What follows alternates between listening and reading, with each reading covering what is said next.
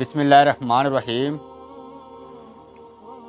مولا کائنات شیر خدا علی ابن ابی طالب کرم اللہ وجہ الکریم سے کسی نے پوچھا کہ قرآن کا خلاصہ کیا ہے، تو آپ نے کہا کہ بسم اللہ الرحمن الرحیم قرآن کا خلاصہ ہے۔ تو اس نے کہا کہ بسم اللہ کا خلاصہ کیا ہے، تو آپ نے کہا بسم اللہ کا جو بے ہے وہ اس کا خلاصہ ہے۔ تو اس نے پھر پوچھا کہ اس بے کا خلاصہ کیا ہے، تو آپ نے کہا کہ اس بے کا جو نقطہ ہے وہ اس بے کا خلاصہ ہے، اور کہا کہ وہ نقطہ میں علی ہوں۔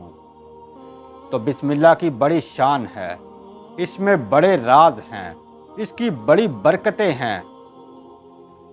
حضور اکرم صلی اللہ علیہ وآلہ وسلم کی سنت تھی کہ آپ ہر کام سے پہلے بسم اللہ پڑھا کرتے تھے، اور یہی آپ کا فرمان ذیشان ہے کہ کوئی بھی کام شروع کرنا ہو، چاہے وہ کام چھوٹا ہو چاہے وہ بڑا ہو، تو اس سے پہلے بسم اللہ پڑھ لیا کریں، تاکہ ہر انسان کو اس بات کا ادراک ہو کہ وہی ہے جو ہر شے کا مالک ہے، ہر شے کا خالق ہے۔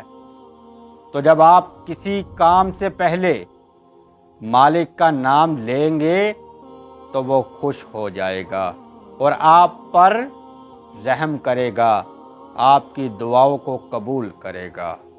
وما علینا الا البلاغ المبین۔